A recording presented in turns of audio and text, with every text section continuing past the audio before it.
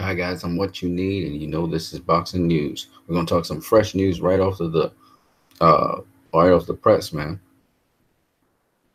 So let's get into it. Straight into it. Here we go. So we're talking about some really good news. We'll start off with Wilder versus Fury, and some of the legendary boxers of time all time. We got Mike Tyson. We got a couple of them. So let's just get to it. This is their predictions for the fight. Mike Tyson says, although Wilder's punch is strong, nothing can compare to the mental strength Fury has shown both in and out of the ring. It'll be a close call, but I think Fury got a true fighting chance. That's what a lot of people are not realizing. Tyson Fury is saying things, and he's literally doing what he's saying. Wilder talks about how he speaks it, believes it, and receives it.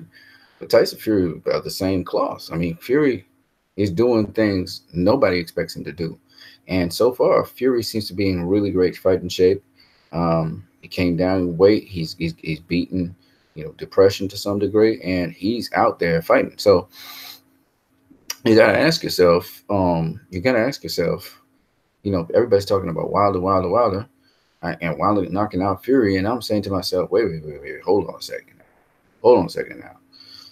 Fury, I think you guys are underestimating Fury. Fury came back from, mental, depression, and this dude took on Wilder's challenge, and he came back, lost all that weight, went back and started boxing, got 2 fights behind. Yeah, he didn't look so great, but he was big and fat and sloppy.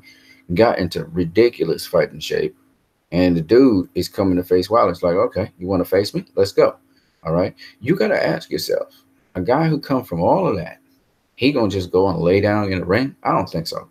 All right. And I think a lot of people are thinking for some reason, because again, when you box, that you weak. So they're thinking when Wilder touch Fury, Fury's gonna fall. I gotta ask myself this question. Fury's a big cat, first of all. Fury can take a punch. We know that. Wilder can take a punch, yeah. And I've seen it. And everybody's talking about coming through adversity. Wilder came through adversity. But Wilder didn't come through adversity. Wilder built tough. Right. So even when you think you can knock out Wilder, you ain't gonna knock him out. So he's a big, solid, strong Alabama guy. But Fury's strong too. And I think people are underestimating Fury. People are thinking that Fury can't take Wilder's punch. But I don't think so. I don't think so. I think Fury can take Wilder's punch. So at the end of the day, I think a lot of people are underestimating Tyson Fury. They think he's just going to stand there and box Wilder. He's going to walk to him at times, and he's actually going to bully Wilder, and Wilder's going to be the one backed up in the corner. Watch and see. Watch and see. Okay? It's going to be a chess match, no doubt about it. Wilder ain't going to just be able to go in there and just throw his jab and overpower. It's not going to happen. All right? As well, Tyson Fury's going to back Wilder up in the corner. Y'all going to see some strange things in this fight. Y'all gonna see Wilder box. You're gonna see Fury bang. Y'all gonna see Fury with some pop and some power, and Wilder respecting that. He gonna learn to respect Fury's power very quickly when he tries to press the action, because he's gonna be trying to walk Fury down, and that's a trap. You try to walk Fury down, he's gonna trap you. Okay, Fury is not the guy you was sparring, who you knocked out. Fury's a different cat altogether. I know Wilder's looking for certain angles with Fury, but he's not going to get them angles. He thinks he's training for. So he's going to learn slowly in the fight what Fury can do. And then from there, he's going to try and nab down on it. And when he tries to nab down on it, he's going to get his opportunity to hit Fury. And when he hits Fury and Fury doesn't fall, what's he going to do then? And then on top of that, Fury now is going to think that Wilder's just a right-handed guy, and he's got beautiful left hand, beautiful jab. He got all those beautiful spear jabs and uppercuts and all kinds of, leaping left hooks and stuff. He gonna learn that quick. That Wilder's much more than just a right hand. And then when that happens, and he realizes, Fury's going to sometimes bang, and it's gonna shock people that Fury's banging with Wilder. So I think a lot of people don't understand that, these guys, Fury been boxing all his life, okay, and he can do different things in that ring. He's not Floyd Mayweather, even though he refers himself to Floyd Mayweather, but I'm just saying. Evander Holyfield says it's a great fight. Fury got a lot of skills. He's awkward. He has long arms. He has good reflexes. He's a strong counterpuncher. Deontay needs to be first, and he can't wait on Tyson. Tyson always been the bigger fighter. He going to wait on Tyson. He going to have to wait on Tyson. You can't just bully your way into Tyson. You're going to get knocked out by a counterpunch. So he's going to have to be tactical. He's going to have to sometimes wait. He's going to try and be first. You know, he's going to try and press the action. You know what I'm saying? But he's not. He's never really done that. He's mostly tried the inside fight, but he's never really done that. And Fury can fight on the inside too, right? And as much as Wilder is physically strong, Fury's also physically strong and mentally strong. And so this is a hell of a fight. I'm telling you, it's a hell of a fight. Um, In fighting Deontay, it's the same case. If things get difficult, Fury got more experience, a lot of tricks. I think with Deontay's Paula, he may be able to end it early, but if Tyson can frustrate him, it goes the distance. Then it could go his way. Now, what people underestimate is Wilder's physically strong. He's a physically strong guy. But if he thinks he's just going to bully around Tyson Fury in that ring, again, he got another thing coming, because Tyson Fury is also physically strong and a big dude. And he moves quickly for a big dude. So there's a lot of things that I think Deontay Wilder and Tyson Fury bring to the table, intangibles especially, that people are not considering. And I tell you, man, this is gonna be a great fight. It's gonna be a great fight. It's gonna be one that is definitely deserves pay-per-view. And I told you it's a 50-50 fight. A lot of people think it's Wilder's gonna stop Fury. I don't see that happening. I just don't. I think Wilder's met his match. I think his knockout streak is over. I think he's not going to knock out Tyson Fury. That's not going to happen at all. Tyson Fury is just too wildly, too smart, too experienced for that to happen. Been in boxing all his entire life. It's not going to happen. But don't get it twisted. Tyson Fury is not going to just steamroll over Deontay Wilder. I just don't see that happening. It's not going to be a Klitschko fight. Deontay Wilder is going to walk into some stuff. He might get dropped. Okay. He's not going to get stopped because Deontay Wilder is a strong cat. Even if he gets hurt really badly, like Adrian Broner, he's going to fight on. And the fight's going to be close, you know, and don't blink, because Tyson Fury could get dropped too. You know, that would be interesting if Wilder somehow dropped Tyson Fury, however he drops him. I don't know how, maybe body shot or something. He's going to be going to the body. Or he may catch Tyson Fury because Tyson, I don't know. He may not drop Tyson Fury because Tyson Fury is more of a boxer and is very alert. So I don't know. But he's going to try something. I just hope he don't get caught trying to try something, take a risk, because Tyson Fury, you know, can catch him. He's a counterpuncher. He can catch him in mid-flight, and it don't take much to knock out somebody. Lennox Lewis says it goes the distance, then it belongs to Tyson Fury. Well, it's going to go the distance, that's for sure. I don't think this fight's short. It's ending within the distance. I don't think so. If it's a short fight, it will belong to Deontay Wilder. It's an epic and most unpredictable showdown. I can't wait for this fight. I think what Lennox Lewis is underestimating is the boxing skills of Deontay Wilder and the to and fro that will go on in this fight. And while I lean towards Tyson Fury winning, I don't think he wins by much. I think if anything, it's a split decision win, a draw, or even Wilder winning by a split decision by points. You guys just don't know. You have no idea what can happen in this fight.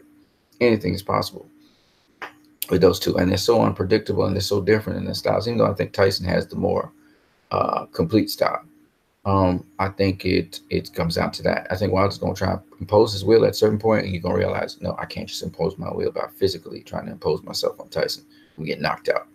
So he's going to be careful. All right, George Foreman. I'm a big fan of Deontay Wilder, and I was impressed with Tyson Fury and how he avoided the big shots against Vladimir Klitschko. I can see him going 12 rounds with Wilder because of his height and reach. The great thing about this fight is that we're all talking about it. I think Wilder wins a close decision. That is possible as well. It can go one way or the other. And I do think this film is a lot. This fight is a lot counterintuitive to what a lot of people are thinking. I have not really studied the styles. I have not really watched Tyson Fury closely and Deontay Wilder closely. But I think a lot of people are counting on Tyson Fury to be different to what he was before he faced Klitschko, which he will be. He'll be different. But I do truly suspect and believe that, you know, Wilder's going to come with some left hooks, I think, to try and catch Tyson Fury with a left hook. I think that's what you try to go at boxers with, to be honest with you. But we'll see how it all pans out. You know, Fury's pretty long, can fight on the inside. He's also very tall. So it's going to be a challenge for Wilder to close the distance against Fury. As much as he's popping his jab, it's not just about popping your jab. You have to know how to slip punches and get to the inside. And Wilder does get hit when he's trying to get to the inside. He's a tough guy, but he gets hit when he's trying to go to the inside. So it's going to be interesting. Riddick Bowe says, if Wilder comes out and means business, then he should beat Fury with ease. My prediction is Wilder by knockout. Riddick Bowe, bro, really bold, bro. You know, imposing your will on somebody is not enough. You gotta have skills to get on the inside. You know, back in the day, you know, yeah, and you was always the bigger guy anyway. Jerry Cooney. Deontay Wilder versus Tyson Fury is a very interesting fight. I love Tyson Fury. I think he's a remarkable self-promoter. He did a great job of Vladimir Klitschko using his feints, throwing Klitschko off his game plan. Deontay's a different kind of fighter, though. Fury fights at 30 miles an hour. Deontay fights at 100 miles an hour. He gonna slow down to 30 miles an hour once he feels Fury's power. He gonna slow it down. It's gonna be a chess match, okay? And Wilder does pick his shots, and he doesn't really throw a whole set of shots as much as people think. He does throw his jab, though, but he gonna need something more than a jab when he's going to deal with Fury. When Deontay catches Fury and gets a hold of him, I think it's going to be over. I just don't think so. I admire Fury, but I think he's barking up the wrong tree with this fight. He ain't barking up no tree. Wilder called him out. I think the bottom line is that Deontay is a whole different type of beast. He comes in aggressive and finishes his opponent. He coming aggressive against Fury, he gonna get sparked out. I hate to pick, but someone has to lose. I'm picking Deontay by knockout. I don't think it ends inside of 4 or 5 rounds. That ain't happening. Deontay got a reputation of knocking out people, and he did knock out Luis Ortiz. Fury is not Luis Ortiz. All right? He's not Gerald Washington, okay? And Gerald Washington was doing good against him, by the way. He's not Gerald Washington. He's not Luis Ortiz. Fury don't get tired, okay? So, you know, Wilder going to try and stick to the body, but he going to get counterpunched because the guy have a longer reach. And this is a guy that can fight on the inside and on the outside. Wilder's best shot is to fight on the inside, but Fury can fight on the inside too. So it's going to be a tough fight for especially Deontay Wilder. And Fury knows what he needs to do to set a trap for Wilder to come in and get, you know, sparked out. So if Wilder thinks he's just going to walk in on Fury, he's going to learn very quickly. He's going to be picking himself off the canvas. If he thinks he's just going to go in there and try and bully Fury down, he's going to get knocked out, okay? And it's a dangerous game he's going to be playing. So he should know better. He should know better. And Fury has beaten him before in the amateurs, which means absolutely nothing. But at the end of the day, he should know that Fury is not somebody to overlook. And for those people who are saying they need to see Wilder versus Joshua, y'all might very well see Fury versus Joshua. Okay, so y'all need to chill out. I know you're picking the American because it's an American fighter, and he's been, you know, really bigged up all over the United States of America. Good for Wilder. I'm happy for him.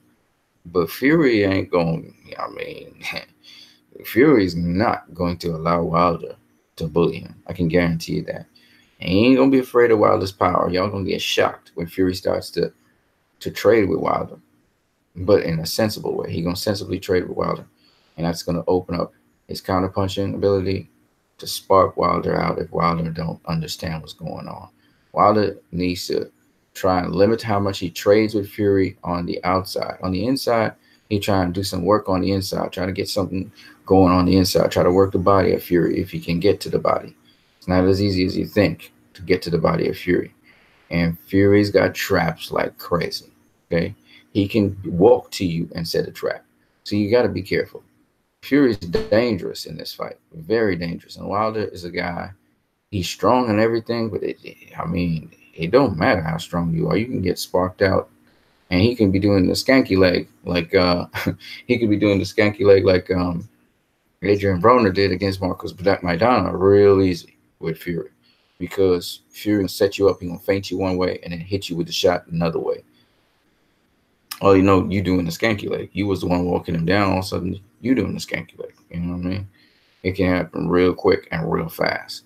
So when Fury was talking about knocking out Wilder, I could see that happening easy, okay? It ain't going to happen in this fight because I think Wilder's going to be careful. He's not going to just come in there and try and throw punches. But it could happen. It could become a reality if Wilder's not careful. If Fury decides he wants to dip and dive and move, then he can extend the fight. Look, again, you people, same thing they do with Floyd. They think Floyd's just a boxer and he's just going to box on the outside and run away from you. No, these guys do different things. They mix it up. 1 minute, they'll be moving away from you, and you're trying to find them. Next minute, they're walking to you and beating you down, and you're wondering what the heck just happened, okay? So be careful, man, what you wish for. But it's all up to Wilder. If Fury decides he wants to come to the middle of the ring and fight, then it's going to be over quick. For who is the question? Wilder's going to catch him. Prediction: Wilder by KO. You don't understand boxing, my friend. I thought you did. You're Cuban boxing. You gonna make that stupid prediction? Look, the thing about it is, as wild as Wilder is, he can get caught in between him swinging punches, which means he can be counterpunched. And with a master counterpuncher, he don't want to be making that mistake. You know, Canelo can stand in the middle of the ring, roll your punches, and then come back with something. I don't care how hard Wilder punches. He's got to catch Fury flush, and he has to hope that Fury doesn't roll his punches and come back with something. Because with all that power he be using to snap a punch, he could actually walk himself into a punch or run himself into a punch, especially when he's throwing one. He could walk into a punch, and it could be lights out just like that. And Fury could catch him with a 1-2, boom, boom. Okay, and if you watch it, Klitschko versus Fury, you're going to see Fury set up Klitschko a number of times. So I just don't think you should rule out Fury. I think a lot of people are ruling out Fury and think Wilder's going to KO him late. You're assuming Fury runs out of steam, one. Two, you're assuming Fury's conditioning is going to be terrible. And you're assuming he lost a lot of weight, and you're assuming he doesn't have enough preparatory fights for this fight. And you're all your assumptions are wrong. This is the best Tyson Fury fight Wilder's going to get. And this Tyson Fury is going to be trouble for Wilder. But Wilder's going to adapt to it. He's going to up his boxing game, and he's going to try and match Fury. You know what I'm saying? So this fight can go one of three ways, I think. Split decision Fury, split decision Wilder. That Wilder would learn a lot in this fight, or a draw. And so it wouldn't be surprising if it ends up being a draw. I see Fury sort of bedazzling Wilder. If Wilder gets dropped, Fury's going to win the fight by Fury, because I don't think Wilder's going to drop Fury. So Wilder has to be careful from the get-go. He has to move out, be aggressive but cautious. You know, watch it all his lines. You know, you have to be able to slip the jab, bob and weave a little bit. You know, he uses a swivel, but he doesn't use it perfectly, so he does get caught on the swivel. And if he messes around, Fury's going to be quick. Fury's going to be very quick in that ring. So if he makes a mistake, Fury's going to make him pay. So, you know, Chris Ariel says, I think Wilder fighting Ortiz and now Fury back-to-back give the fans exciting fights. That's true. I like Wilder and Fury. But for this fight, I'm leaning slightly towards Wilder to win. Yeah, everybody leaning towards the power guy. All right, good luck on that. What is your thoughts on Wilder versus Fury? Leave it in the chat section. Leave it in the chat section. I'm going to get to you guys in the chat section in a minute. Shout out to all you guys in the chat section right at this point in time. Shout out to you guys. Kell Brook. And I thought this was really interesting. This is definitely some news that Kell Brook talks about. So Kell Brook is about to face Michael Zarafa. Michael Zarafa, he faced Peter Quillen at middleweight. Now he's down in super welterweight. And Kell Brook's going to face him. He's a decent fighter from Australia. So Kell Brook has that fight coming up December the 8th, which is a couple of days from now. But in addition to this, we see that Kell Brook's talking about the Amir Khan fight. So it looks like they might just get the Amir Khan fight. And he says this is an emotional fight for me because I think it will be my last in Sheffield, said Brook. We hope that the Khan fight is next, and after I knock him out, I want the Spence rematch. It's likely we'll be in the States.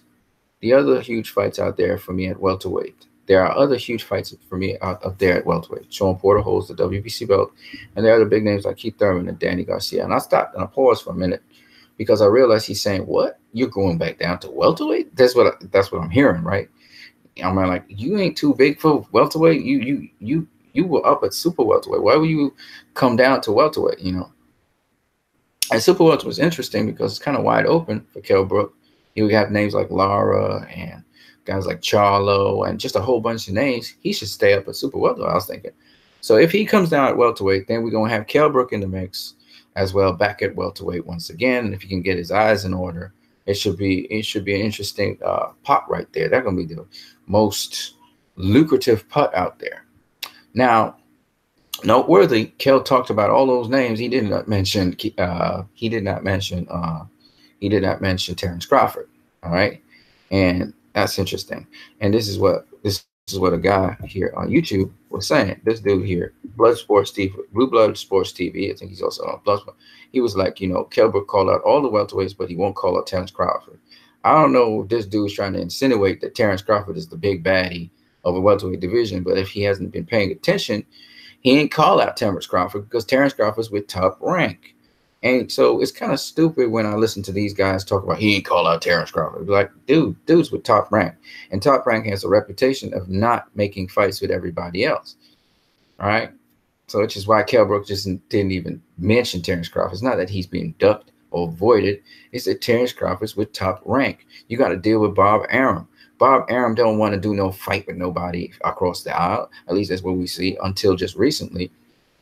Where we see now what's his name? The guy that faced Amir Khan and faced Keith Thurman, he gonna be facing Terrence Crawford. That's a non-top ranked fighter. But we had to see, because until that fight happens, Louis Collazo, we really see Louis Collazo face Terrence Crawford. That Louis Collazo, you know, is in that ring facing Terrence Crawford. I don't buy it. I don't buy it. The top ranked guy from Lithuania, that looks like the fight Terrence Crawford gonna get. That's the fight that I think that Bob Arum's going to try and get for Terrence Crawford. Terrence Crawford's being vocal right now, and he's shooting out Louis Collazo's name. So better opposition than the other guy, the Lithuanian guy, who ain't fought nobody but David Avanesian, I think. But, you know, Top Rank be doing Top Rank's business. Top Rank ain't interested at all with Terrence Crawford going across the aisle and facing those welterweights. Why? Because they want to keep money in-house, okay? And, you know, it's interesting how these people, they project what they really are onto other people. So they'd be like, Al Heyman don't want to fight nobody. He just want to keep his fighters in there. Then why are you suggesting Louis Collazo then? He's an Al Heyman fighter. Why is Danny Garcia the DAZN? Okay? Why is I can go on and on. How Al Heyman fighters be fighting with Lou DiBella. Al Heyman fighters fight with many promoters. All right. Al Heyman just happened to be the manager. They fight with many promotions. So that myth that Al Heyman is somehow, you know, hiding, you know, is preventing this fight for Top Rank. Hey, man, Kell Brook is not an Al Heyman fighter. Kell Brook is a matchroom fighter with Eddie Hearn. Kell Brook's talking about PBC fights, and Eddie Hearn is really with the DAZN. So what's going on with Kell Brook? You know what I'm saying? And so this is the stuff that, you know, I just watch how people just continue to allow lies to circulate about certain people. But you look, top ranked fighters usually fight top ranked fighters in any division. And they usually are fighting for the WBO belt. Let's just be real here. Now, a lot of you guys should realize that now. Terrence Crawford got a WBO belt. That's a top rank belt. All right. You don't see people, Manny Pacquiao left top rank, all of a sudden he in WBA belt. Look at what I'm saying. So Top Rank and Bob Arum have no intentions of having any of his fighters, including Terrence Crawford, face any other fighter than a Top Rank fighter. And Top Rank has to deal with ESPN. All right. You telling me that Bob Arum is going to want his fighters, when he has to deal with ESPN, to go up on Showtime and fight? Come on now. Let's be real, right? So he's going to have Terrence Crawford on Showtime facing Errol Spence. And all this stupid talk about Errol Spence versus Terrence Crawford. What has Terrence Crawford done to deserve the fight with Errol Spence? Yeah, he undisputed super lightweight champion, but he ain't fought nobody at welterweight. Let's just be real. All right? He a champion, but he ain't fought nobody. Okay? But let's put all of that aside. He want to fight, right? Danny Garcia, Mikey Garcia ain't fought nobody at welterweight. He fighting Errol Spence. So we could dismiss that, right? Mikey Garcia is the contemporary to Terrence Crawford. Mikey Garcia was put on a shelf by Top Rank because he didn't want to face Urquis Gamboa, okay?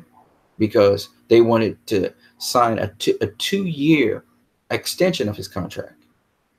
All right, and he didn't want to be committed to them that long. So Top Rank put him on a shelf and they dismissed him. All right. So Mikey Garcia gets free to Top Rank. He gets the fight with Errol Spence. Right. Terrence Crawford be hanging out in the shadows, you know, stuck in Top Rank, knowing he can't get Errol Spence because Bob Arum not going to allow him. He going to have to fight dud after dud after dud. Meanwhile, they're ranking Terrence Crawford, because the ring is linked to Golden Boy. They're rating Terrence Crawford as the #1 pound for pound fighter in the world. We got it on box record all over the place, and he fought nobody. Who he beat? Who he beat? I keep on asking you guys. This is the same nonsense that happened with Gennady Golovkin. All right, Golovkin ain't fought nobody. When he finally steps up to the plate and fights somebody, guess what? Guess what? He ain't looking all that spectacular no more, right? Because elite fighters, elite, understand the word elite fighters. Terrence has not fought a lot of elite, legendary fighters or fighters that have made their name and we know they're elite. He's fought a handful of them. In fact, he only fought 2 in his entire career.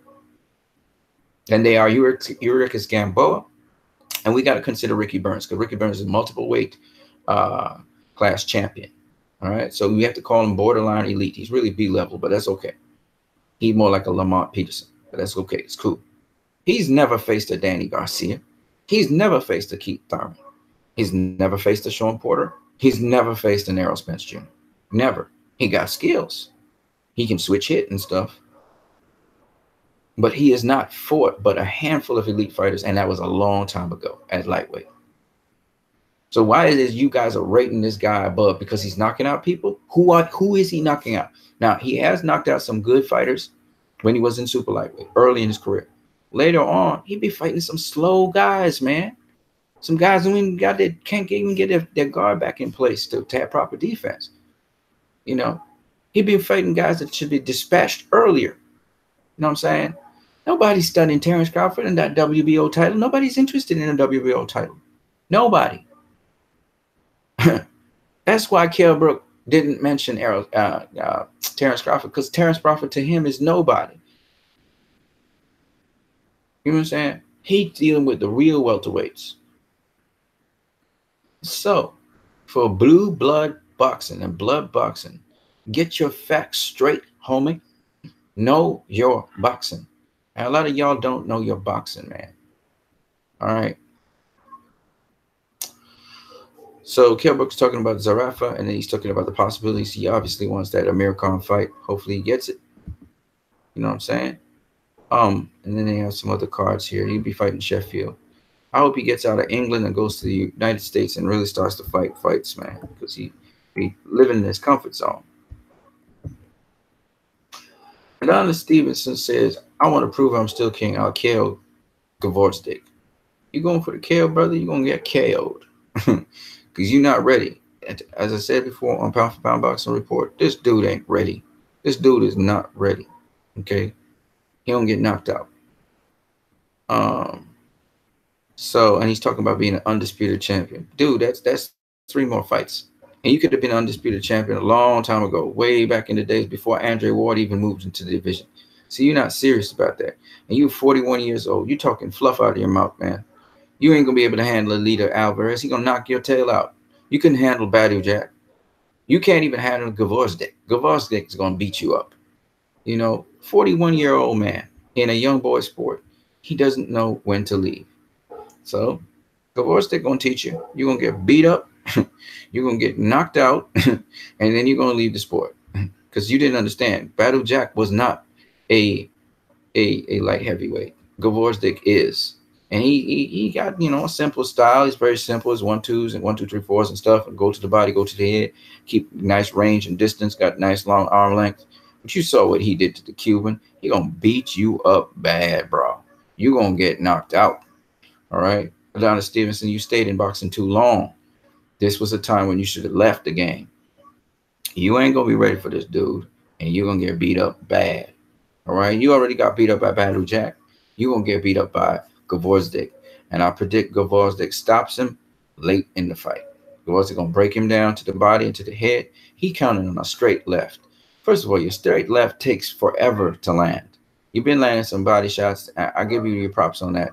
But Gvozdyk got good defense, and he's not going to let you land those things. You're going to swing and miss when you try to go for the body shots. And you're already getting slow and punch drunk.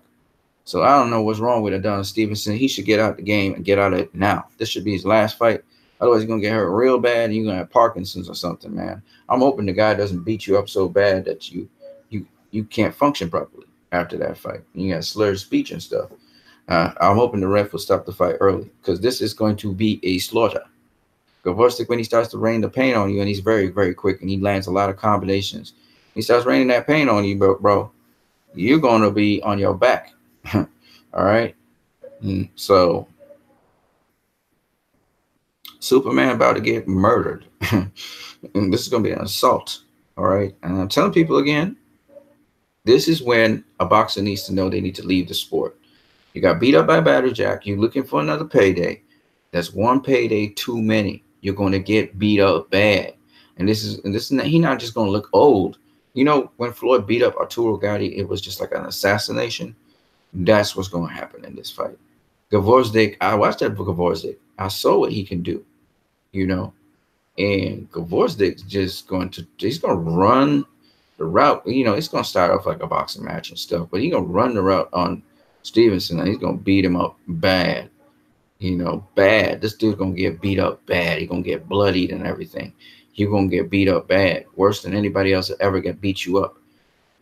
You know, so I'm feeling sorry for him because I know he's going to get beat up bad. You know, he got a nice, you know, powerful left hand. He got thudding punches and stuff. He's just too damn slow now.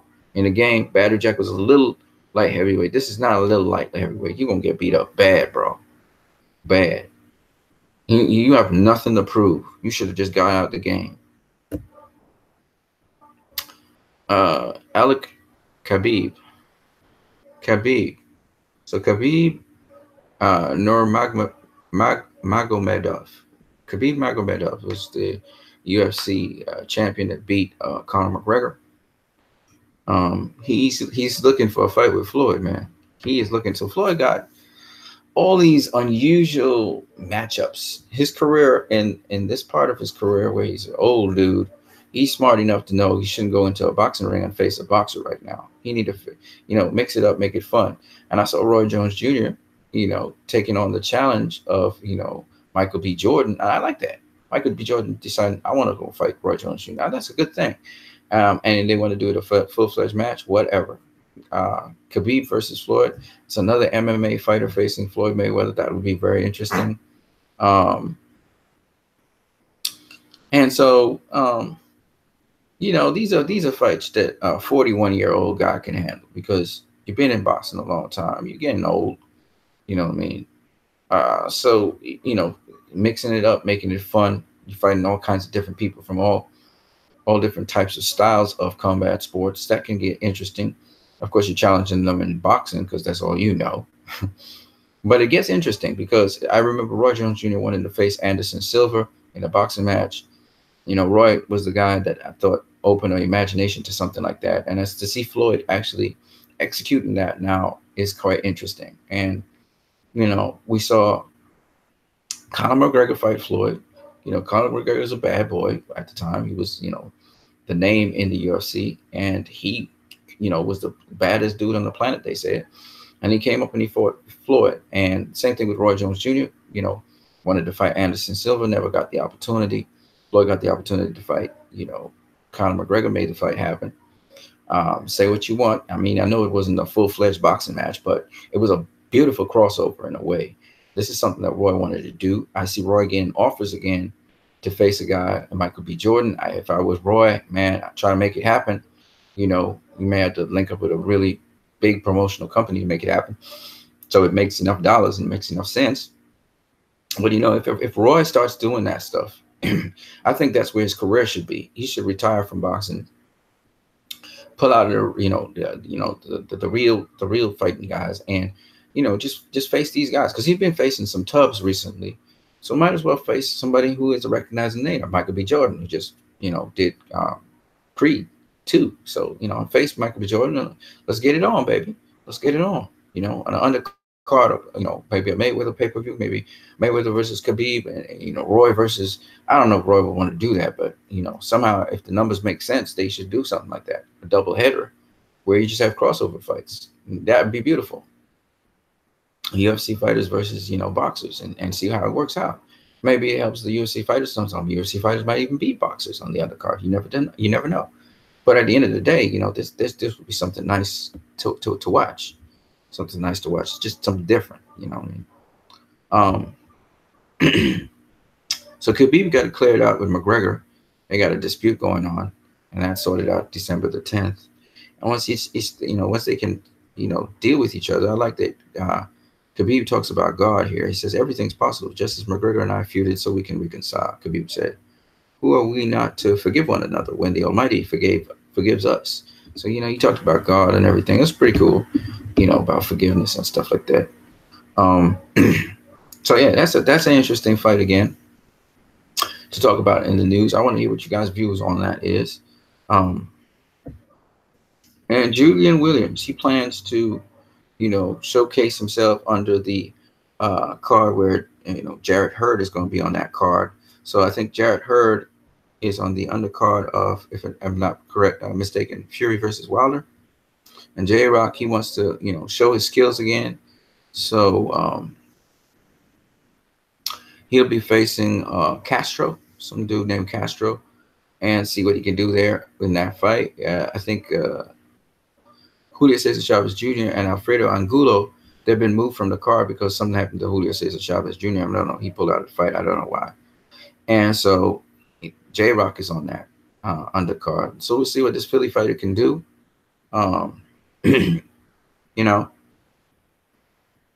Is on the card with Jarrett Hurd. Jarrett Hurd is going to be on that card. So it's just some good stuff right there. Then we got the Charlo brothers who will be fighting afterwards. The opposition has been knocked out. Both opposition. Tony Harrison's been knocked out, and Willie Monroe's been knocked out. So again, the Charlo brothers versus that competition, not really much. It's just a showcase fight, though. See how they perform against those styles of fighting. So it should be interesting. But at the end of the day, J-Rock is looking for a chance to go against Jermell Charlo or against Jarrett Hurd. And don't forget, Jarrett Hurd might be moving up to middleweight very soon. People are talking about Jaime Munguia, again, another WBO champion who's kind of way out in the wings. I don't think Jermell Charlo or Jarrett Hurd would have a problem with Munguia. I think, though, I think Jermell's going to face Hurd first, and maybe Julian will get a shot at one of them. And then whoever wins that fight, Munguia or Charlo, I think they should just try and close the tie and become undisputed by facing Munguia. If Munguia will allow them to face him, or if his promotional company would allow them to face him. Munguia is a guy from, I don't know where he's from. I hear everybody praising up Munguia again, and I'm like, you serious, man? I see this guy fighting nobodies. You know what I mean? Like, you cannot praise someone because they're doing pretty good at stopping people. But who are they stopping? Who are they stopping, folks? You guys, I don't understand some of these fans. They so stupid, man. You got to watch boxing, man. You got to know who you're facing. You know what I mean? Oh, man. Here's what it is. You can't just talk skills. You have to talk skills and how the skills and the smarts that you use the skills are utilized against top-tier opposition. That's where you guys keep on falling short, man. Top-tier opposition. So there you go. Let me see what you guys are saying in the chat section, man. Let me see what you guys are saying in the chat section.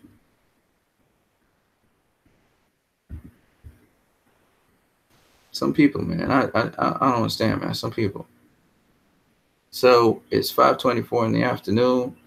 See what you guys are saying in the chat section concerning this news. But you can always check out on boxingscene.com. Shout out to boxingscene.com, where I get most of my information from.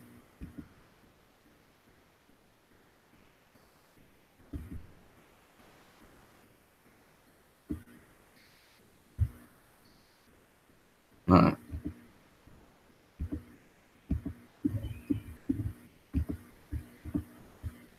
Yeah.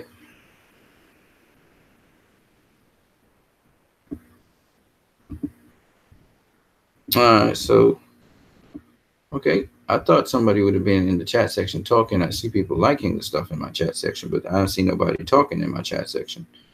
So that's interesting. But yeah, boxingscene.com is the place where I go get all my information. Of course, there are other magazines like The Ring and stuff, but I like boxingscene.com because, it's kind of unbiased in a way. It's just a bunch of editors and people doing interviews and stuff. So I find that, I find that interesting. You know what I mean?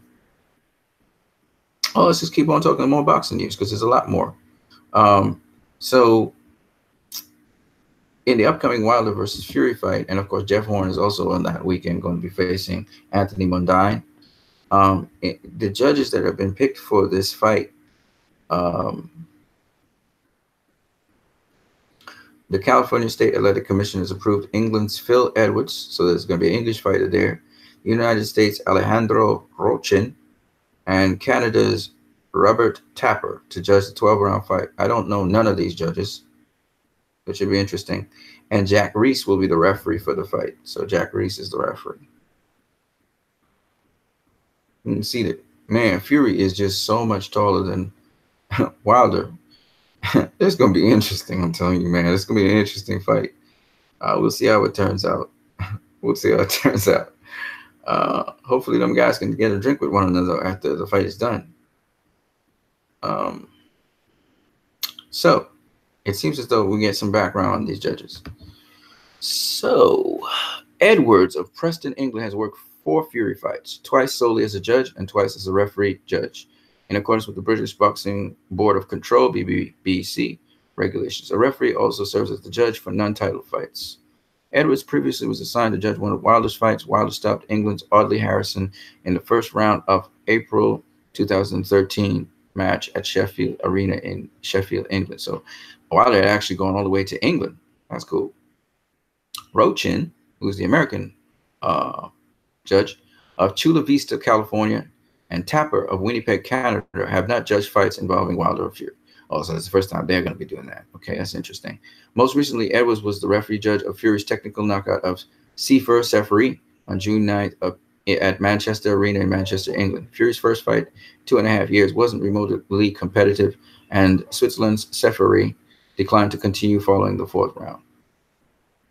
Edwards also judged both of Fury's fights against Derek Chisora. So there you go.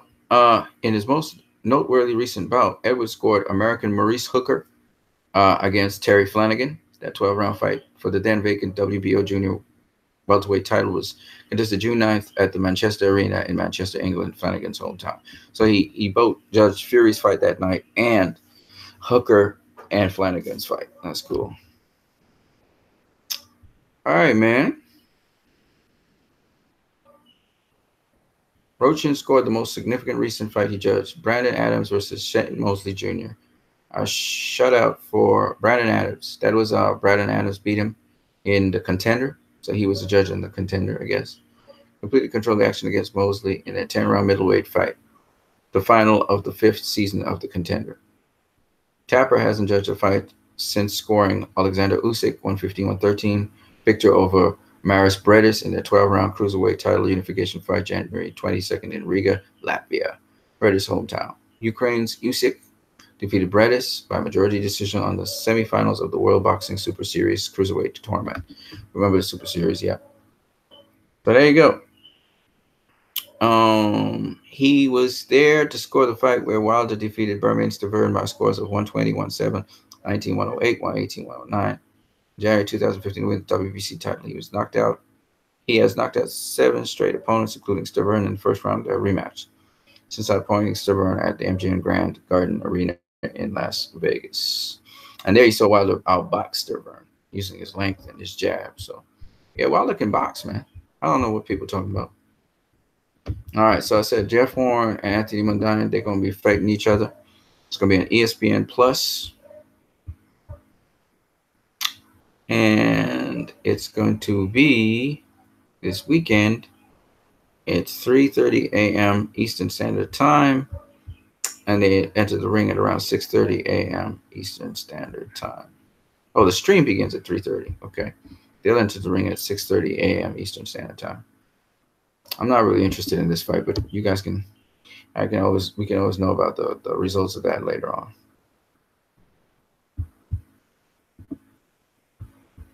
And of course, Jeff Horn is a top-ranked fighter. That's why ESPN. Canelo said this about a Mayweather rematch. We got 3 people liking this. That's cool. Hey, man, guys, you can always talk in the chat section. We got a chat section sitting down there. So you guys can say something in the chat section.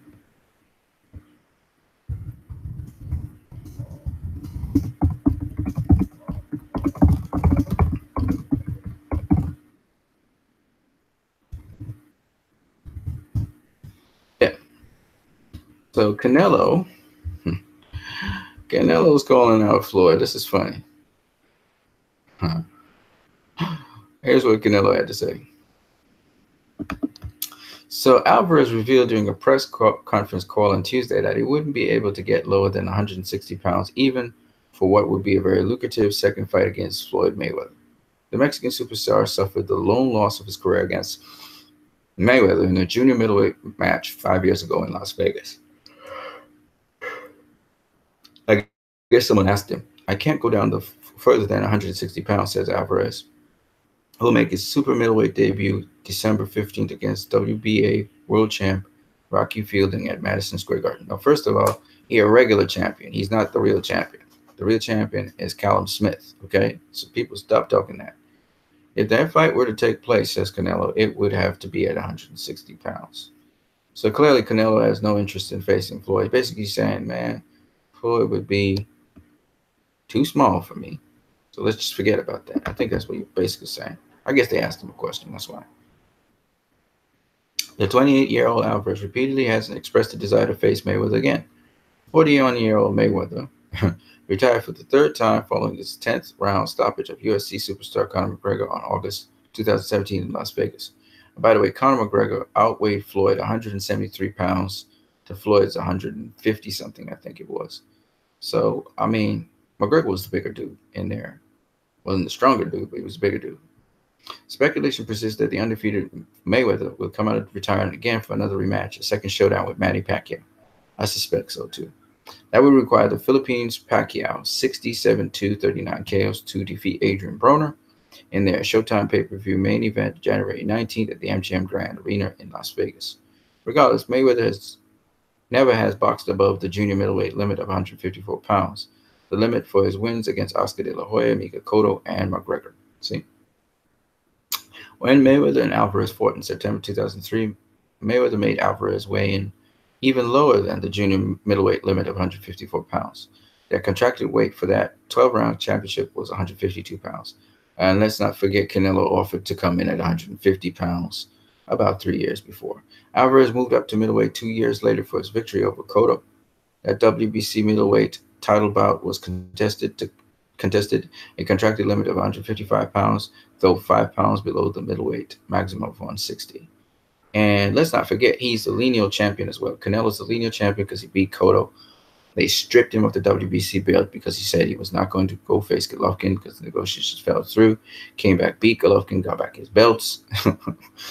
A confident Alvarez is convinced his improvements since suffering a majority decision defeat to Mayweather would enable him to win their rematch. Mayweather, meanwhile, will be at least 42 years old if he were to agree to face Alvarez again.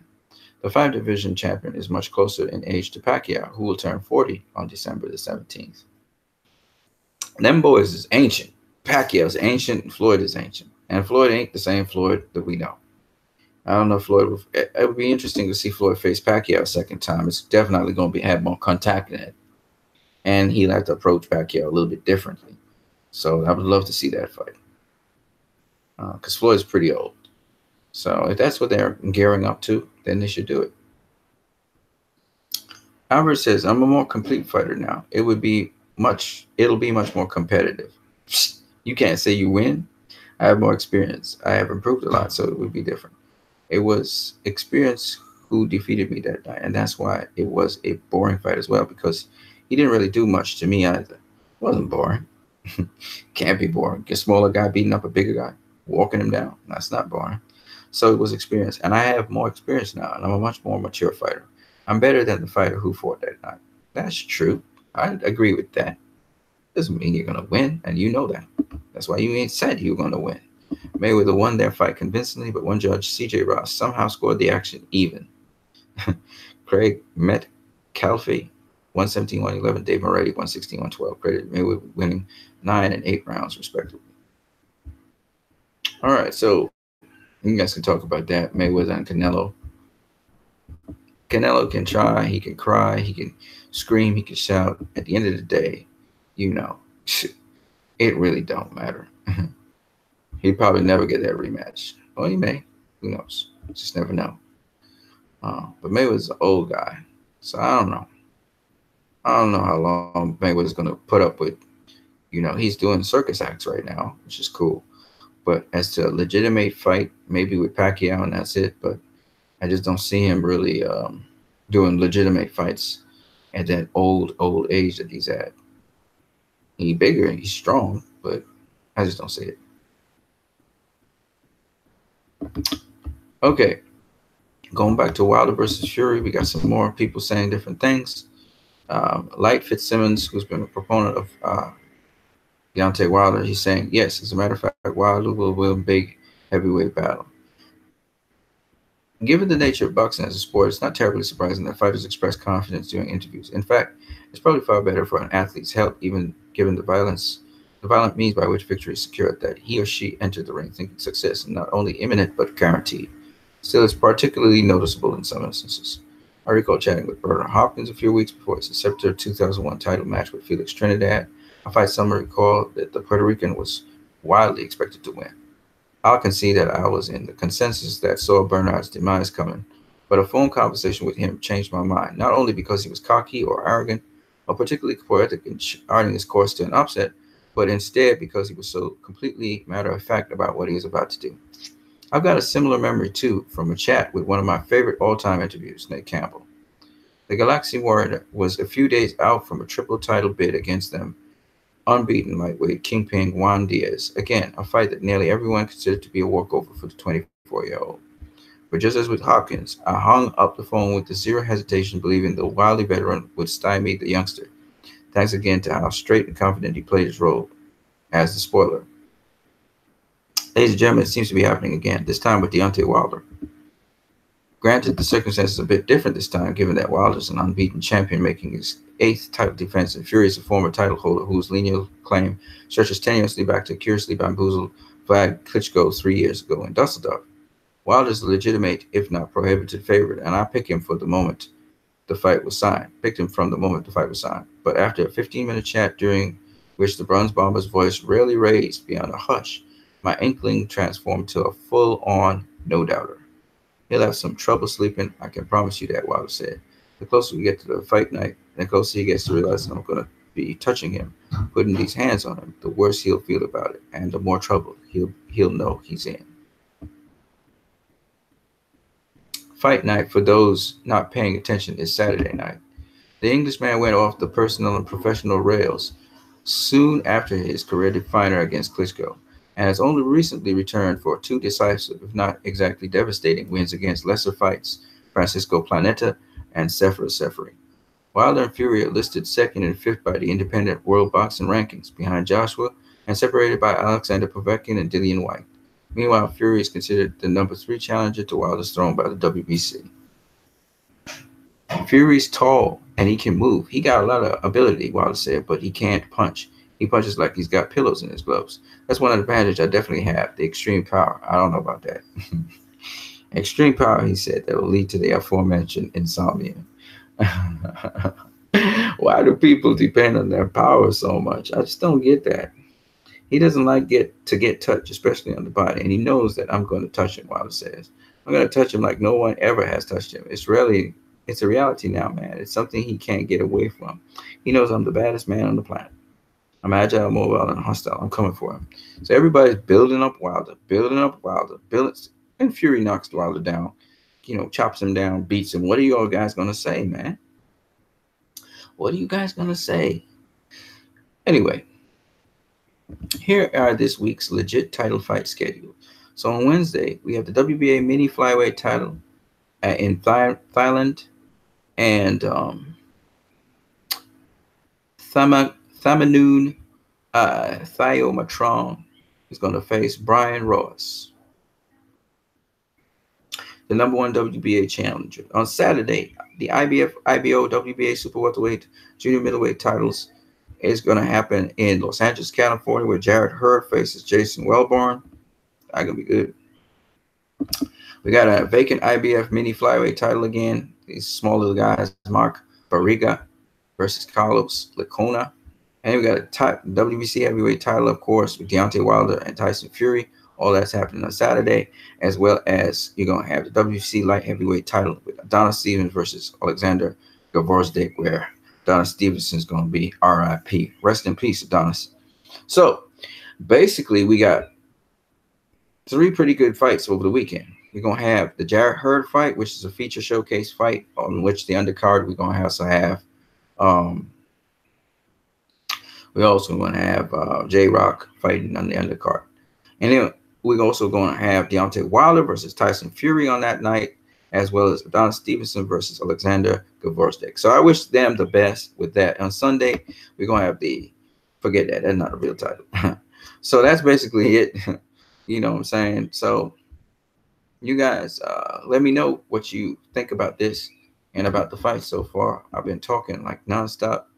Some of you guys have been watching. Some of you guys have been liking my stuff. But I've been talking boxing for a greater part of an hour and something, because it's 5:40 now. I think I'm going to have to go use the bathroom and stuff. But yeah, man, we've been talking boxing. We've been talking boxing. If you got any questions about boxing or anything about boxing, let me know. Let me know right now, man. So, some upcoming welterweight fights that I want to just talk about real quick. I haven't seen that dude in a long time. Anyway, upcoming welterweight fights. We know Danny Garcia is going to be facing Adrian Granados, right? That's a good fight. That's a good matchup. People saying, you know, Danny Garcia is guaranteed to win. I can't say. Adrian Granados has fought every single fight. Tough. He's a tough opponent. It's going to be tough for Danny Garcia. He's going to figure out a way to get in the inside. He can be dropped, but we're going to see. Okay. Then we also have Sean Porter facing some dude who has already been beaten. That's a showcase fight, right? We got Keith Thurman versus Josecito Lopez. What I like about Keith Thurman versus Josecito Lopez is a known name. If you're gonna fight somebody who you know is going to be sort of not necessarily elite, you know, get a known name sometimes. I know you want to feature some of these new boxers. Adrian Granados is a great one pick. The other guy, I guess he's a mandatory, so Sean Porter got to face his mandatory. But I mean, I would have preferred to see, you know, a Sean Porter facing somebody like like a Jesse Vargas. You know, I know Jesse Vargas is in the zone, but I mean, somebody like that. You know, somebody who has been proven. You know, sometimes, you know, that's just how I feel about it. But anyway, this is this new guy he's going to face. The guy is not undefeated. I think the guy has been beaten before. Let me see. Hold on a second. I'm just going to investigate this guy via BoxRec real quick. Okay.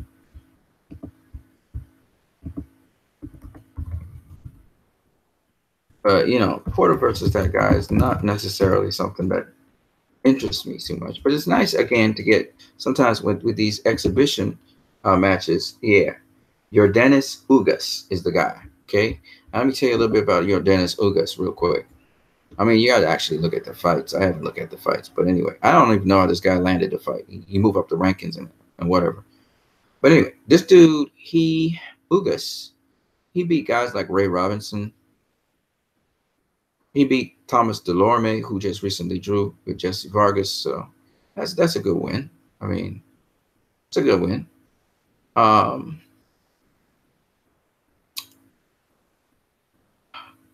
Really, nobody else is worth talking about here, unfortunately.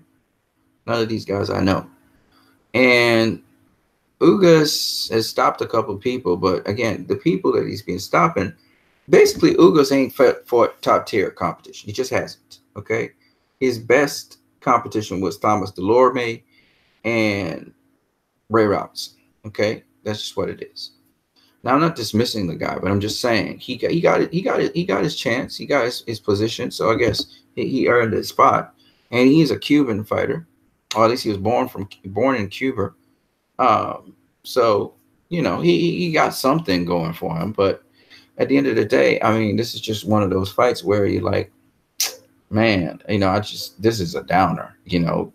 Sean Porter should be facing somebody like a Vargas, or like a, somebody, no word. Your Dennis Ugas, that's what makes these fights dangerous, because you're not up for this guy. You'd be like, okay, I got to do a mandatory. You may not be up for this guy if you take him for granted and stuff, and you're like, I go through this dude.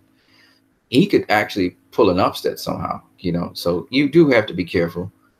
And I'm sure Porter, but this is just a downer fight, man. I like your Dennis Ugas. Who on earth is this dude? I don't care about this dude, right? So that's how I feel about it. There's no part of me that's excited about seeing your Dennis Ugas. And Ugas, I think, was he beaten by? He didn't even get beaten by nobody, did he? He got beaten by 3 people, but that was early on in his career. Amir Imam, who got beaten by Adrian Granados, was stopped by Adrian Granados at that. He beat him, and that was, I guess, at super lightweight. I guess this guy came up from super lightweight. And yeah, the other guys are just not names worth mentioning. So this guy been beaten 3 times. He's on an unbeaten winning streak now. He's learned a lot, and he's gotten to the position, good kudos to him, to challenge for the WBC title. Very prestigious title. So I'm happy for him, but honestly speaking, I'm not interested in this fight at all. Like, this guy showed me nothing. Like, he ain't faced nobody. You know what I mean? He's faced no one. So it's like, I mean, I guess you have to. I mean, he did face Thomas Delorme, but I mean, he ain't faced nobody. So it's like,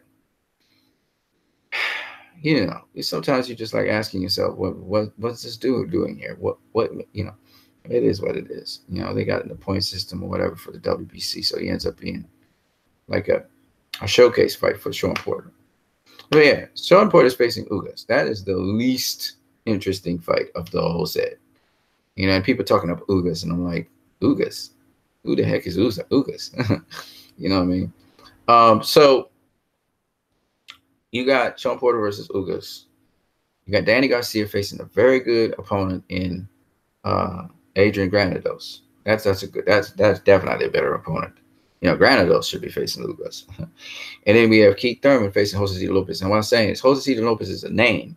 If Keith Thurman was to face Andre Berto, which wouldn't happen because Keith Thurman said that's his brother, but that would be an interesting fight as well. Who's Berto facing, by the way?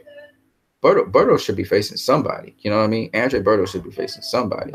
So let me have a look at that. Andre Berto.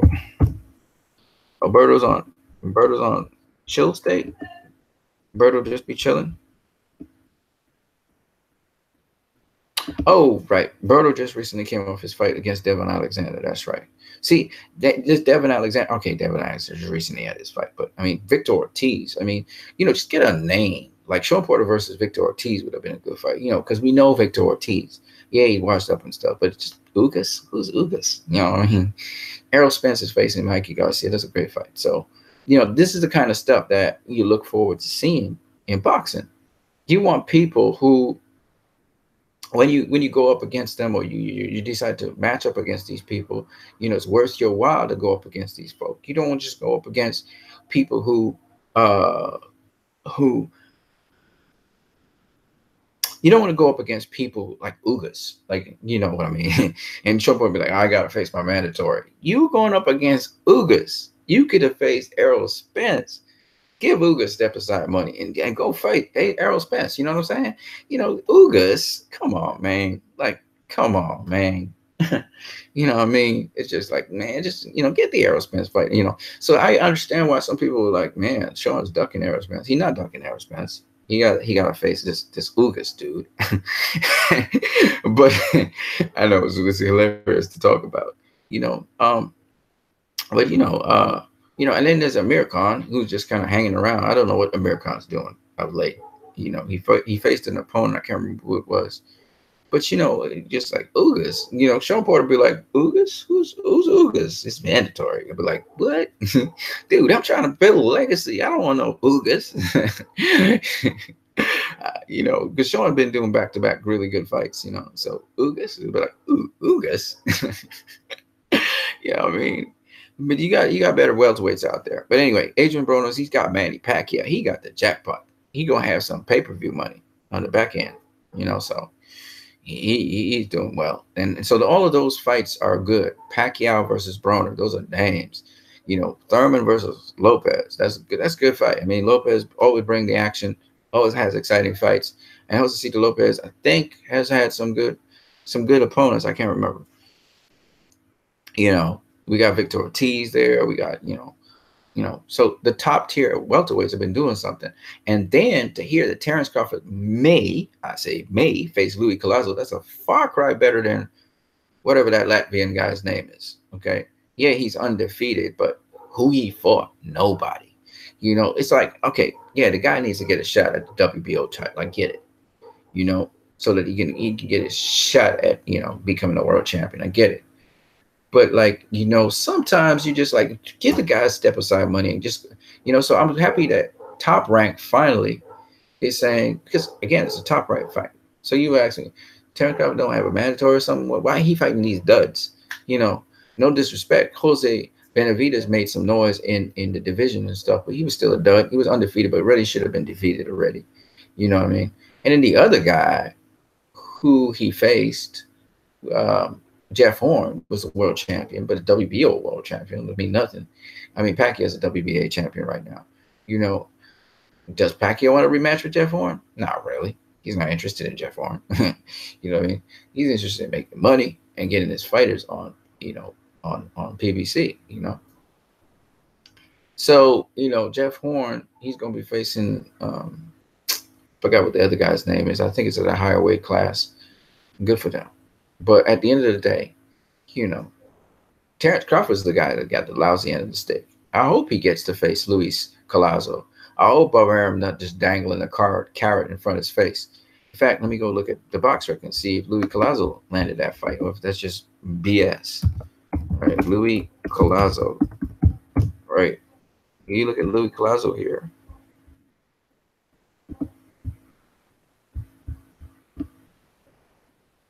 Right.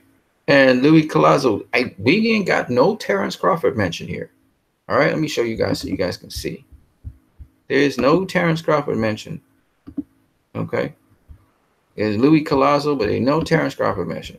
So Louis Collazo, people are saying that Terrence Crawford, he might face Louis Collazo next. Well, there's no evidence for that, supporting that. Hold up a second. Let me try again. What's going on? Oh, there you go. Boom. This is Louis Collazo's box record. It doesn't mean nothing, but I'm just saying. If it was official, we would know that. Louis Collazo recently fought Brian Perella. That was August of this year. All right, August of this year. All right. And beat a majority decision. He beat Sammy Vasquez, knocking him out. Yeah, he knocked out Sammy Vasquez February this year. Lost to Keith Thurman. So when you look at Louis Collazo, he lost to Keith Thurman, Amir Khan. Amir Khan really did a number on him. It's quick. But when you look at it, Louis Collazo did not do, he ain't got no fight with Terrence Crawford. So all this talk about, Terrence Crawford facing Louis Collazo, that's BS by Bob Arum. Bob Arum, that's what, Bob Arum always say what's in his mind and his heart. He said, that fight with Mikey Garcia, that's just talk. They ain't going to do that. Well, guess what? Louis Collazo versus Terrence Crawford, I'm going to say it now, I'm putting it on the record. It seems like it's just talk. And that they don't intend at any time to face each other. That's the truth of the matter. So I think it's really going down. And to me, that is sad. It is a sad thing when that's happening. So, Terrence Crawford versus Louis Collazo is a sad story because I don't think that's going to happen. I think Terrence Crawford, in fact, check this out. Terrence Crawford, this is the truth of the matter. Terrence Crawford is facing, he don't got an opponent yet.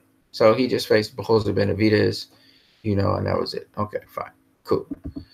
So they was talking about this other dude, this Latvian dude. So they really haven't organized who Terrence Crawford will face that. I thought it would have shown that the Latvian dude was there, but they ain't shown. I bet you Tom Brown wants to put that Latvian dude back there for Bud. And it's so silly hearing all the trainers saying, best pound for pound fighter right now is Terrence Crawford. You can't say that, man. Dude got to step up in competition first before you can say that.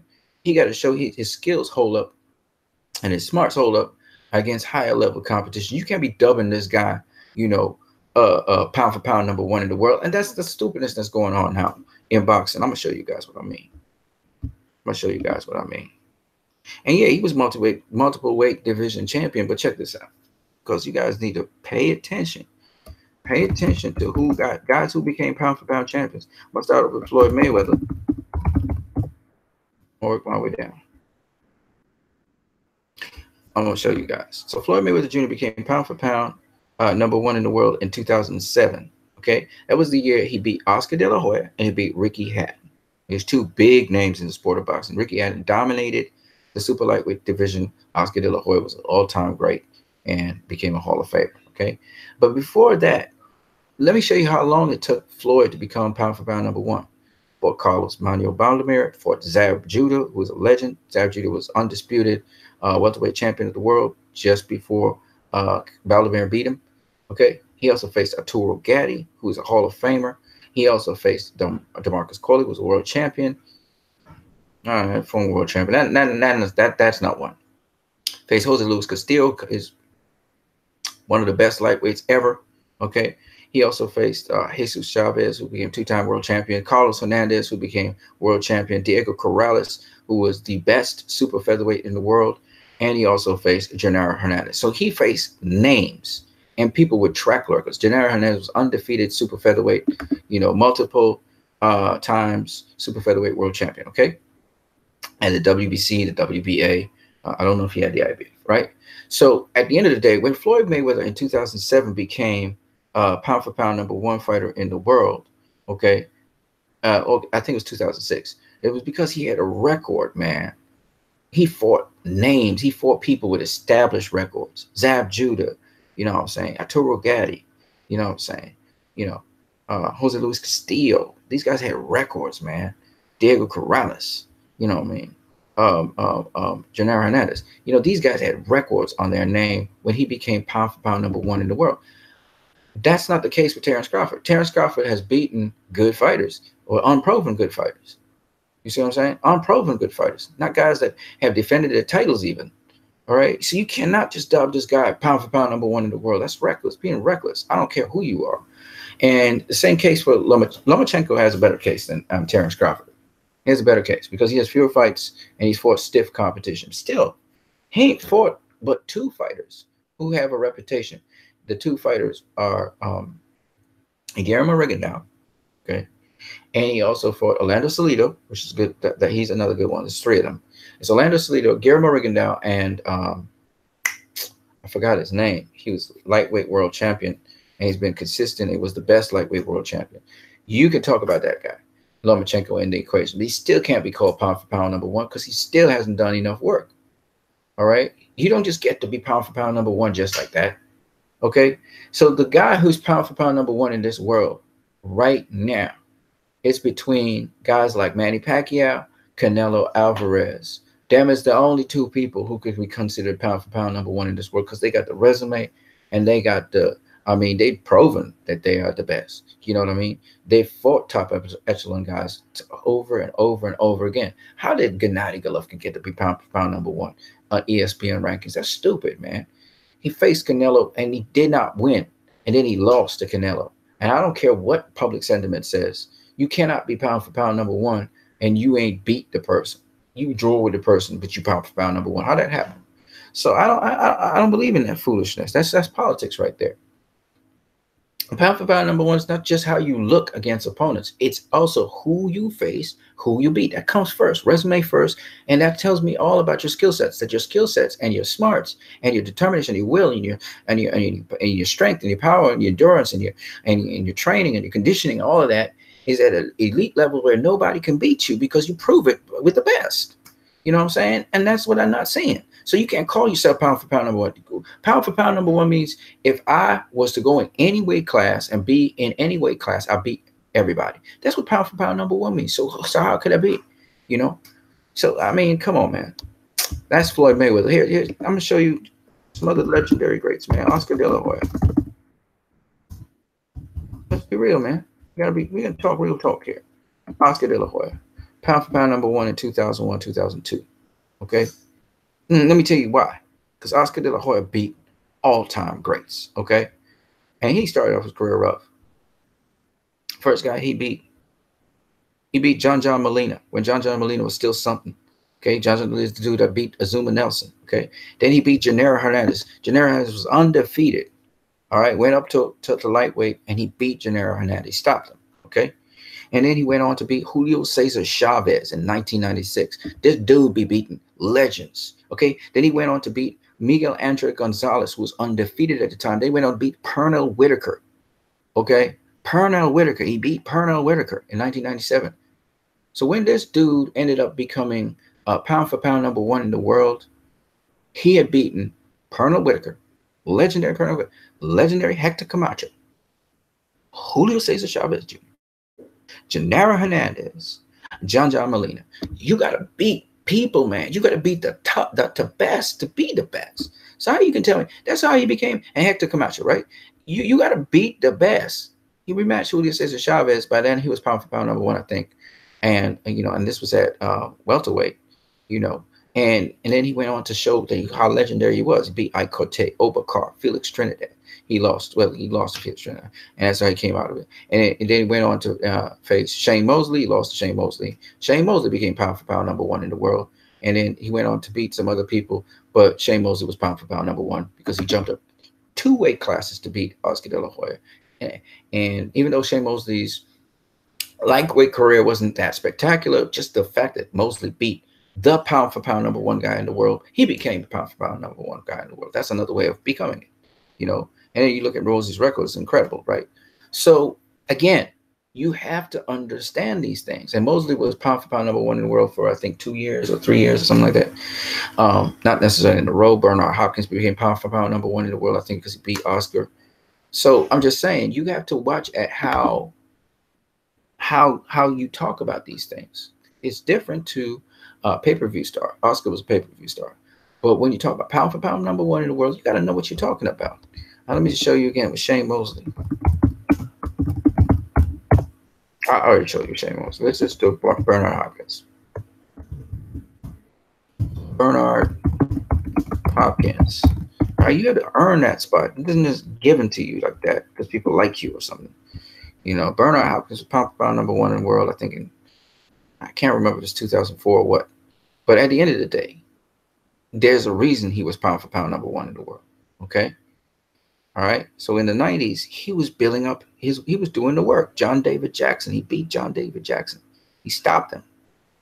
Okay? Glenn Johnson, he beat him. Simon Brown, who's a long-reigning junior middleweight champion, he beat him, stopped him. Okay? Then he went on to face Felix Trinidad. He beat him. I think this is where he became pound for pound #1 in the world, something like that. I think 2001 or whatever. Roy Jones Jr. was the dude until he got stopped, I guess. He beat Felix Trinidad, and he went on to face William Joppy. He beat William Joppy, who was a middleweight champion. Then he went on to beat Oscar De La Hoya. I think Roy had fallen off the grid in 2004, something like that. I can't remember. I think Floyd actually became pound for pound in 2004, something like that. I can't remember. Right? Then he went on to face Winky Ronald Wright, beat him. Antonio Tarver. I mean, come on now. I mean, this dude. I mean, come on, look at this guy's thing. Kelly Pavlik, Roy Jones Jr., Jean Pascal, Chad Dawson, Tavares Cloud. I mean, this dude had just had the who's who of world champions. Bibit Shuvanov, Sergey Kovalev he lost to, But at the end of the day, this dude got a remarkable career, Bernard Hopkins. Okay, so it's not surprising that this dude became pound for pound #1 in the world. Terence Crawford ain't done none of that. He hasn't. Yeah, he's undisputed world champion, but who did he beat? You know what I'm saying? Who did he beat? And this is what you guys got to pay attention to, man. It's a good accomplishment to be undisputed world champion, but who did you beat? Look at names. I'm going to start calling names here. Sergey Kovalev. All right. We got, forget all them other guys. Chad Dawson, that's a name. Jean Pascal, that was a name. Roy Jones Jr., he beat Roy Jones Jr. All right.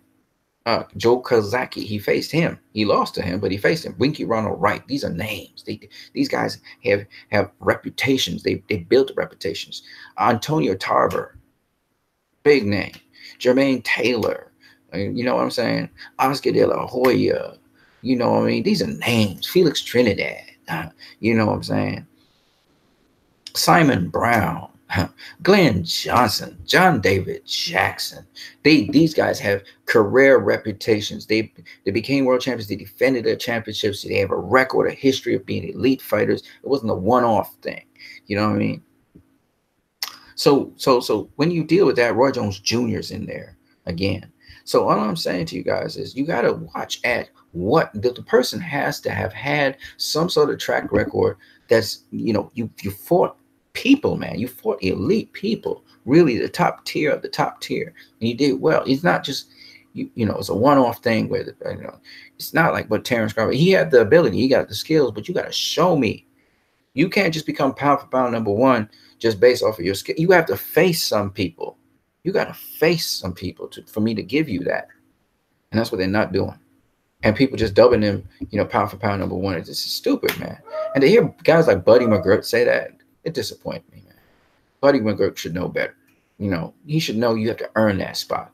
You're not just pound for pound number one just like that. You have to earn that, And the guy who's earned it so far, the two guys should be pound for pound number one right now in boxing. The veteran, Manny Pacquiao, he got to win a couple more fights, of course. And Canelo Alvarez has been beating everybody they put in front of him. The only person he's been beaten by is Floyd Mayweather. He beat everybody and moved up weight classes to do that. He's in his third weight class moving up, and he's going to beat who's he put in front of him again. And you guys got to respect that. And when you look at the level of competition this guy's resume has, he has to be pound for pound number one in the world. You know what I'm saying?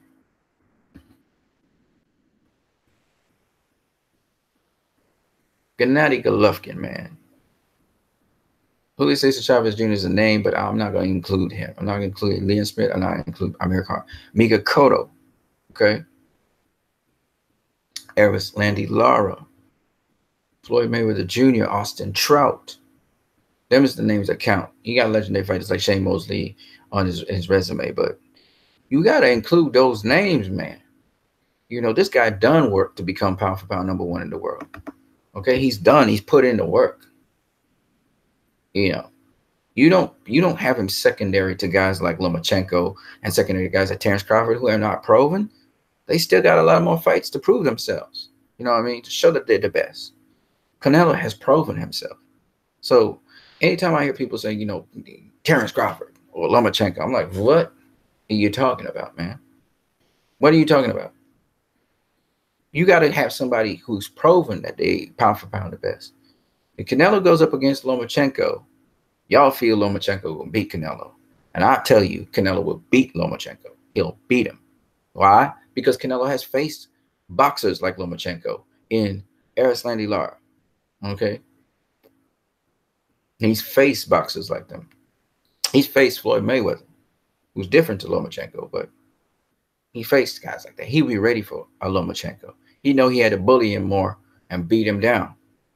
He was still at the boxing, but he's going to bully him and beat him down as well. Walk to him, slip his punches, and beat him down.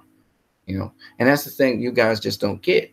Like Lomachenko, these guys, they do what's called the amateur style. They stay on the outside, and they dip on the inside, and they work the body and work the head, and they use feints. Canelo ain't going to allow you to do that. He's an inside fighter, so he's going to make sure and close that gap on you. He's going to make sure he rip those body shots to you, and he's going to keep on working you until you can't move like how you want to move. And as much as you may have pretty good conditioning and stuff, you're going to tire. And then he's going to try and stop you. Okay? And he's shown it time and time again against boxers. He did it against Amir Khan, etc. So what I'm saying to you is you got to understand what this dude brings to the table. And a lot of people don't understand and they don't appreciate him. There's a lot of hate after he lost to Floyd Mayweather. You losing to the very best. You're getting schooled by the very best. So, it's the pound for pound number one in the world. People got it upside down, man. See what you guys saying. Yeah, DB. Who do you think will win, Gvozdyk or Stevenson? Okay. Oh, I need your opinion though. All right, DB. So DB, this is what's up. The person who I think will win between let me just come out of this. All right, the guy I think who's winning between Gvozdyk and Adonis Stevenson is Gvozdyk. And I think it's going to be an emphatic win. I think it's going to be a punishing win. I think it's going to be a painful win because I think Gvozdyk is going to beat the brakes off of Stevenson. That's what I think. I think Stevenson has no business being in the boxing ring anymore. And he should have known that from his last fight with Battle Jack. He should get out of there now. This is a young man's sport. Don't want to see him hurt. He's going in there thinking he's going to do something. I don't know what's wrong with his head. I think he's in wrong man. I don't think he's properly conditioned to go the distance with these guys anymore. I see Gvozdyk stopping him late, and I hope the referee stops the fight in time so that Superman doesn't get badly hurt. That's what I feel. He's not going to land no straight left on Gvozdyk. He's not going to do none of that stuff. Gvozdyk's smart enough fighter to know to box around him and keep a certain range and a certain distance. He's going to look sloppy. He's going to look slow, and you're going to get beat up. All right? That's what DB is going to happen. And I feel sorry, but this dude spent just one fight too many in the ring. He should have just gotten out of the ring. This was his time to leave. You could have seen the dial changing in the fight before with Battle Jack. And Battle Jack's not even a full light heavyweight. This is not going to go well for him against Gvozdyk, who's a full-fledged heavyweight and bigger, taller, stronger than him. It's just not going to be. It's going to be ugly. And I think Stevenson should have gotten the memo and should have left. All right, so that's my opinion. And DB, call your friends in, man. We want to talk some boxing, man. I've been talking boxing for the last couple of hours.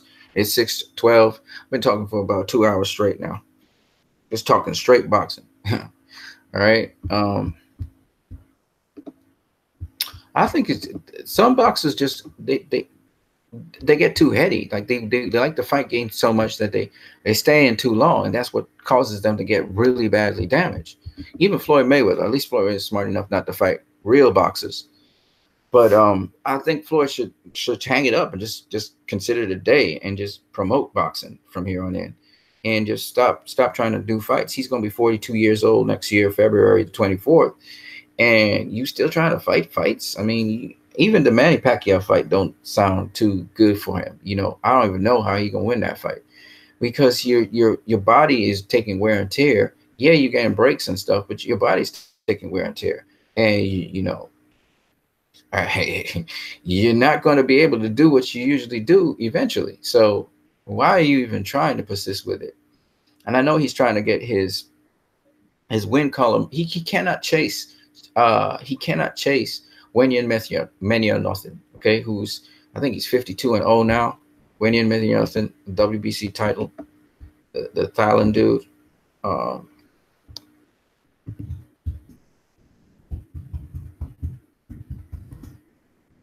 I think it's Wenyan Menyanothan. You're not going to pass this dude. This dude be fighting on a regular basis every 3 months, and you know it's not the same. It's not the same quality and standard as what you're doing. But he's 52-0 right now. You know, Wenyan Menyanothan. He be fighting everybody, cab drivers, everybody. He just be fighting. So he's got a very heavily padded resume.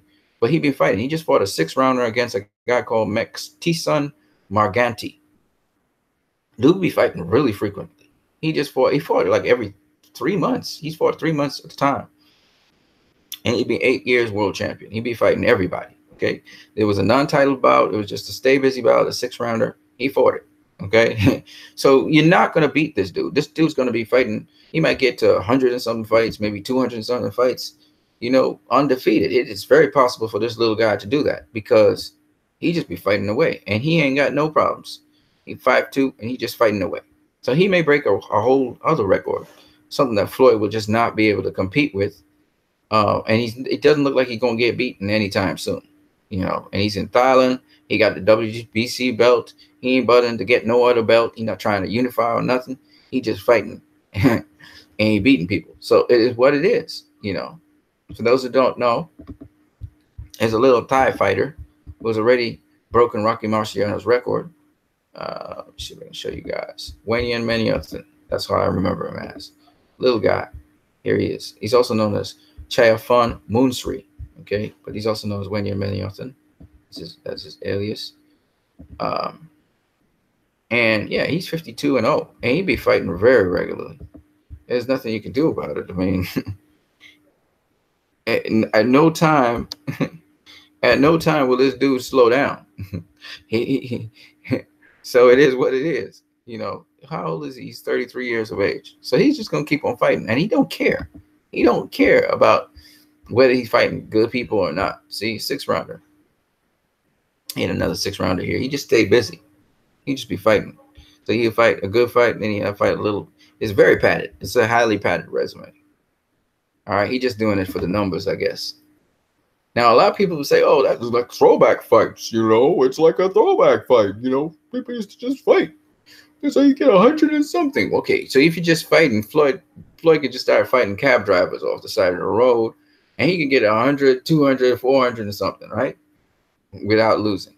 You can't be doing that. That's a padded resume, right? But then you could say, well, he padded his resume with what's his name? Conor McGregor, because Conor McGregor ain't a boxer. It's like you pull him off of the street. I say, no, not really. Yeah, it's a padded resume in that respect. I do agree in talking boxing. But the nice thing about it, that actually means something. It's a crossover something. This dude is a nobody. Like, this dude is not even recognized. Like, if you're going to do a cab driver facing you, at least let him be a popular cab driver. A cab driver who's good at what he do. You know, he's still in combat sports or something, you know, at the top of his combat sport. That's not happening here. So when you talk quality in terms of quantity, this dude, and this is what I was trying to explain. So Wenyan Austin is a perfect example of what throwback fighters used to do versus what this age of fighting is. So where this age of fighting is more about quality versus quantity, where you want the top echelon people to face each other, and you just forget about all the stay busy fights in between. Chea Fon Monsri or Wenyan Austin, he be doing anybody. He don't care. Cab drivers, whoever. He do short rounds, long rounds. He just be fighting, and very regularly. And that's the difference between the modern age and so on. People are like, man, dude only fight 2 fights a year. Yeah, but who is he fighting? Like Roger Mayweather would say, who he fought, who he beat. That's what you got to look at. Do you want top quality fights, or you just want fights? You know, and that's the difference between someone who understands boxing and somebody who's just a casual. Be like, you know, like MMA. Let it be like MMA. Just people fight people. That's dumb. You know, you want quality. You want to know. You know, you want to see good fights. But then again, a lot of people don't even know what a good fight is. I hear people saying, "Oh, the fights were boring." They can't understand the chess match going on. I don't even know if some people can understand throwback fights. I'm pretty sure if they saw Sugar Ray Leonard versus Wilfredo Benitez, I think they would call it boring until Sugar Ray knocked down Benitez with a jab or something. They'd be like, "Oh yeah, that's exciting." They're not seeing what these guys doing in the ring, how they fainting, how they, you know, because they're not throwing no punch. You think, oh, there's a boring fight. And a lot of people, and especially in this day and age where everything is so fast paced and people get things instant gratification, even when in healthcare, people are expecting themselves to just be healed after years and years of trashing your body. You just expect, you know, to just show up and use something and it just cure everything in instantaneous time. And it just don't work like that. And it's a lot of times, you know, I try to advise people and stuff. They don't listen to me. So, but you know, it's the same thing. You look at education. People want to be educated now, get everything now, get their money now. Everything's instantaneous. People want, and that's the kind of diluted down. You can't really get the perfect satisfaction of things. You know, people don't appreciate certain things. You know, certain movies that come out as well, because I watch movies. I talk about movies, especially DC movies. And people are like, we want this out, you know, or people are like, you know, that movie was boring. Why? Because it wasn't watered down, stupid. You know what I mean? And so this is the thing. You don't have people appreciating things for their essence and trying to understand and learn the things that they're seeing. But we getting better commentary on fights now, in boxing fights especially. I always felt that Larry Merchant and what's the other guy's name? Jim Lampley. I always thought that they were a damage to the sport. People are praising them and stuff, but they really hurt boxing. I think that those two guys single-handedly hurt black boxers and how black boxers are perceived, and the slick style of fighting, and just the elaborations of boxing. Those two guys single-handedly destroyed the sport of boxing. And I'm so glad that HBO's out of the boxing business. I'm so glad Jim Lampley and Larry Merchant are out of boxing. I just wish they would just go away and hide in some crevice or hole or somewhere, you know. Max Kellerman, he has some knowledge in boxing, but again, he has no clue about boxing. Like, the guys who box, really, they can tell you what's going on in that ring, how people are setting up things and so on.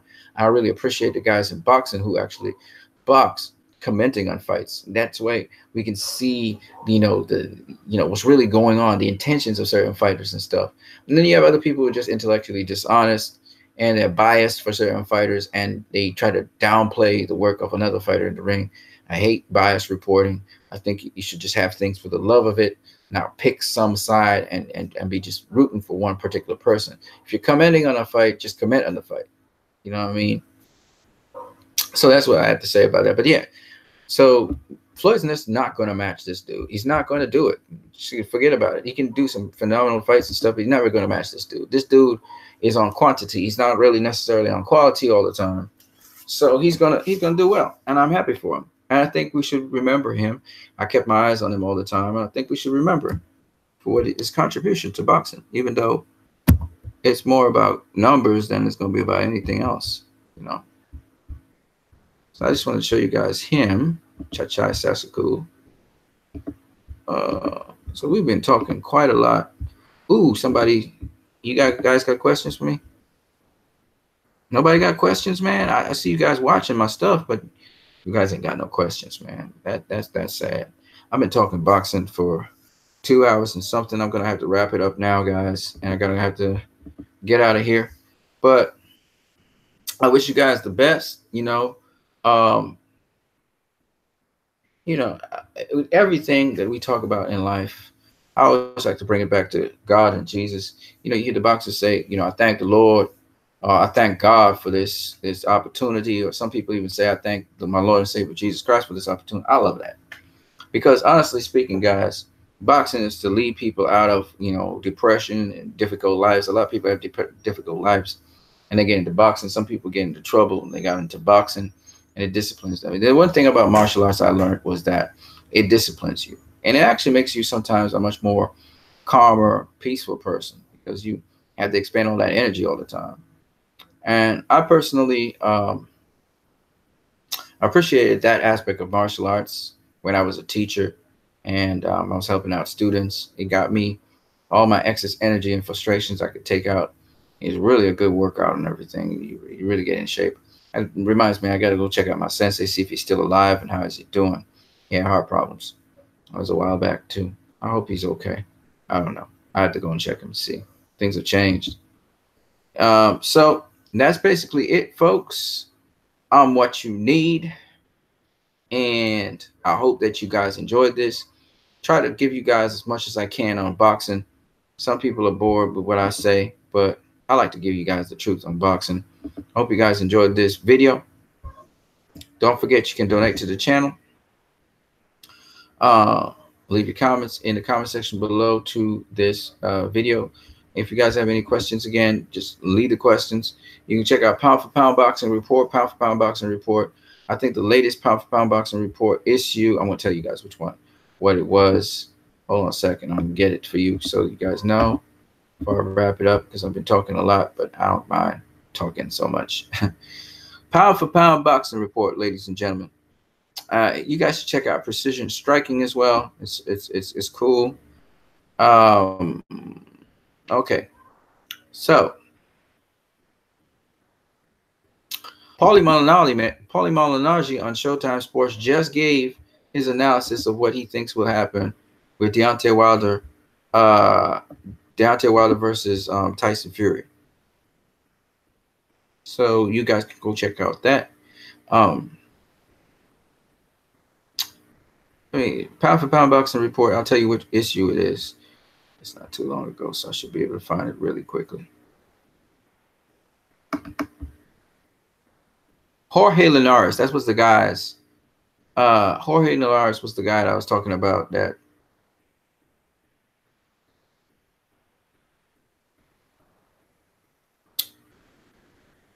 that I was talking about. Oh, here it is. Pound for pound boxing report. It's number 230, and it's called Incomplete. So you guys should check out Pound for Pound boxing report number 230. I'll put the link in the comment section for a minute. All right, Pound for Pound boxing report. Here's the link right there.